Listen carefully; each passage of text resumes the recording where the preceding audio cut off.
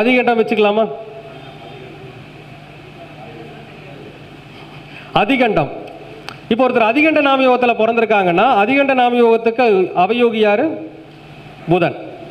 இதே மிதுன லக்னம் வச்சுக்கோங்க, இதே 1-4க்கு உண்டான புதனை வச்சுக்கோங்க, 8-12 வச்சுக்கோங்க. அந்த நாமயோகத்துக்கு யோகி புதன் தான். இந்த இந்த இந்த நாமயோகத்துக்கு அவயோகி புதன்.